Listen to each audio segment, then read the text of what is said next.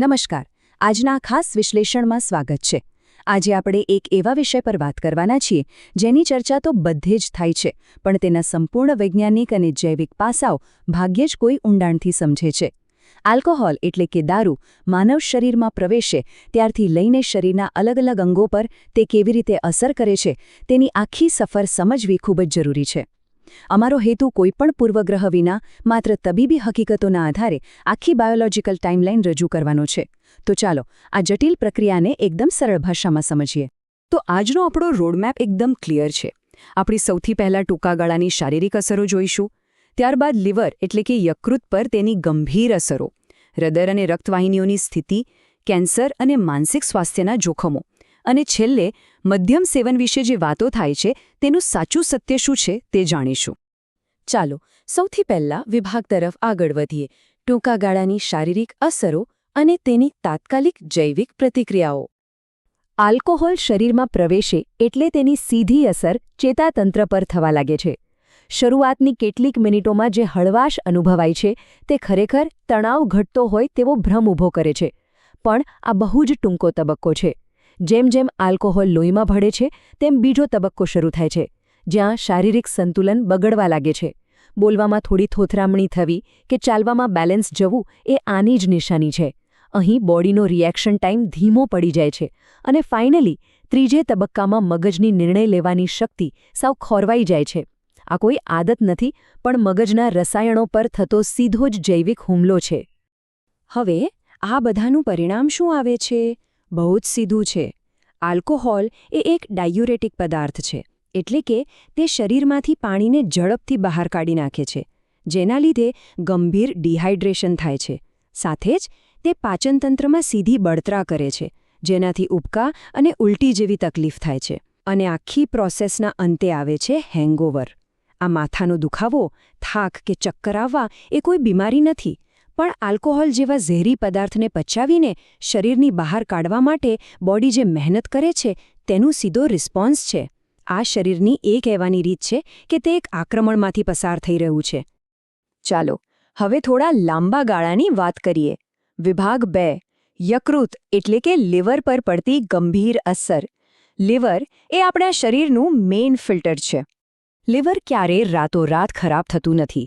આ એક step by step ચાલતી પ્રોસેસ છે. સૌથી પહેલું સ્ટેપ છે ફેટી લીવર. અહીં લીવરના કોષોમાં ચરબી જમા થવા લાગે છે. જો કે રાહતની વાત એ છે કે જો અહીં આલ્કોહોલ બંધ થઈ જાય તો લીવર ફરીથી નોર્મલ થઈ શકે છે. પણ જો સિલસિલો ચાલુ જ રહે તો બીજો તબક્કો આવે છે આલ્કોહોલિક હેપેટાઇટિસ. આમાં લીવરમાં ગંભીર સોજો આવે છે અને બળતરા થાય છે. અને સૌથી છેલ્લે આવે છે સિરોસિસનો અત્યંત જીવલેણ તબક્કો. અહીં લીવરના જીવંત કોષો મરી જાય છે અને તેની જગ્યાએ ડેમેજ થયેલા સ્કાર ટિશ્યુ બની જાય છે. આ નુકસાન કાયમી છે અને તે સીધું ઓર્ગન ફેલિયર તરફ જ દોરી જાય છે. ટૂંકા ગાળાના નશા અને લાંબા ગાળાના આ નુકસાન વચ્ચે સીધો સંબંધ છે. આગળ વધીએ વિભાગ 3 તરફ. હૃદય અને રક્તવાહિનીઓ પર પડતો બોજો. લાંબા સમય સુધી દારૂનું સેવન હૃદયને ફિઝિકલી ખૂબ જ નબળું પાડી દે છે. એનું પહેલું રિઝલ્ટ છે હાઈ બ્લડ પ્રેશર. રક્તવાહિનીઓ પર સતત દબાણ વધવાથી ભવિષ્યમાં હાર્ટ એટેક અને સ્ટ્રોકનું રિસ્ક અનેક ગણું વધી જાય છે. બીજી એક કન્ડિશન છે કાર્ડિયોમાયોપેથી. આમાં હૃદયના સ્નાયુઓ ખેંચાઈ જાય છે અને એટલા નબળા પડી જાય છે કે તે શરીરમાં લોહી પંપ કરવાનું પોતાનું મુખ્ય કામ બરાબર કરી શકતા નથી. અને ત્રીજું છે એરિથમિયા, એટલે કે હાર્ટબીટ્સ અનિયમિત થઈ જવા. હૃદયની જે એક નેચરલ રિધમ હોય છે જે આપણને જીવંત રાખે છે, તે આલ્કોહોલના કારણે સાવ ખોરવાઈ જાય છે. હવે વાત કરીએ વિભાગ 4ની. કેન્સર અને માનસિક સ્વાસ્થ્યના જોખમો. એક બહુ જ કડવી વાસ્તવિકતા એ છે કે આલ્કોહોલને વૈજ્ઞાનિકોએ સ્પષ્ટપણે કાર્સિનોજન એટલે કે કેન્સર ફેલાવતા પદાર્થ તરીકે વર્ગીકૃત કર્યો છે. મોહ અને ગળાનું કેન્સર હોય, અન્નનળીનું કેન્સર હોય કે પછી લીવરનું કેન્સર, ખાસ કરીને મહિલાઓમાં જોવા મળતું સ્તનનું કેન્સર અને કોલોન તેમજ ગુદામ માર્ગનું કેન્સર, આ બધું જ સીધું આલ્કોહોલ સાથે જોડાયેલું છે. આ આંકડાઓ અને માહિતી જ જોખમની ગંભીરતા બતાવવા માટે પૂરતા છે. આ બાબતમાં એક બહુ મોટો ભ્રમ જોવા મળે છે. લોકોને લાગે છે કે આનાથી ટેમ્પરરી તણાવ ઘટે છે, પણ હકીકત સાવ અલગ છે. જૈવિક રીતે જોતા લાંબા ગાળે આલ્કોહોલ મગજના રસાયણોને એ હદે બદલી નાખે છે કે તે વાસ્તવમાં ડિપ્રેશન અને એન્ઝાઇટી વધારે છે.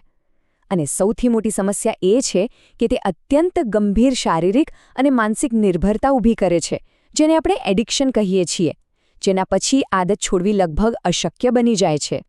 અને હવે આવીએ આજના સૌથી અગત્યના વિભાગ 5 પર, મધ્યમ સેવનનું સત્ય. શું રોજ થોડું પીવું ખરેખર ફાયદાકારક છે? મોડરેટ ડ્રિંકિંગ કે મધ્યમ માત્રા વિશે સમાજમાં ઘણી ચર્ચાઓ થતી હોય છે. તબીબી અભ્યાસો મુજબ જ્યારે આ મર્યાદા નક્કી કરવામાં આવી હતી ત્યારે પુરુષો માટે તે દિવસમાં 2 ડ્રિંક્સ અને મહિલાઓ માટે 1 ડ્રિંક હતી. અહીં 1 ડ્રિંકનો ચોક્કસ અર્થ થાય છે 14 ગ્રામ શુદ્ધ આલ્કોહોલ, જેને સમજવા માટે કહી શકાય કે આશરે 350 મિલી બિયર અથવા 150 મિલી વાઇન કે પછી 45 મિલી સ્પિરિટ. આ આંકડાઓ એટલે સમજવા જરૂરી છે કારણ કે હવે આધુનિક વિજ્ઞાનનો દૃષ્ટિકોણ આનાથી પણ આગળ વધી ગયો છે. તાજેતરના તમામ સંશોધનો અને આધુનિક તબીબી વિજ્ઞાનનો અંતિમ નિષ્કર્ષ માત્ર એક જ છે: આલ્કોહોલ સેવનનું કોઈપણ સ્તર સુરક્ષિત નથી, બિલકુલ નહીં. એક્સપર્ટ્સ હવે સ્પષ્ટપણે કહે છે કે આલ્કોહોલના કહેવાતા સ્વાસ્થ્ય લાભો કરતાં તેનાથી થતું જૈવિક નુકસાન ક્યાંય વધારે છે. જો કોઈ દારૂ નથી પીતું તો તેણે સ્વાસ્થ્યના બહાને ક્યારેય તેને શરૂ ન કરવો જોઈએ. જોખમો સ્પષ્ટપણે ફાયદાઓ કરતાં ક્યાંય વધુ છે. તો આજના આ ઊંડા જૈવિક અને વૈજ્ઞાનિક પૃથક્કરણ પછી આપણા મનમાં એક સવાલ ચોક્કસ થવો જોઈએ: શું આલ્કોહોલથી મળતો થોડીવારનો આનંદ કે રાહત તેનાથી થતા આટલા મોટા અને દસ્તાવેજીકૃત જૈવિક નુકસાન સામે ખરેખર યોગ્ય છે? આપણે જોયું કે કેવી રીતે આલ્કોહોલ મગજથી લઈને લીવર, હૃદય અને માનસિક સ્વાસ્થ્યને અંદરથી તોડી નાખે છે. શું આપણી સામાજિક માન્યતાઓ આ વૈજ્ઞાનિક હકીકતો સામે ટકી શકે તેમ છે? આ સવાલના જવાબ પર ચોક્કસથી વિચાર કરજો. આજના વિશ્લેષણમાં જોડાવા બદલ ખૂબ ખૂબ આભાર. નવી માહિતી સાથે ફરી મળીશું.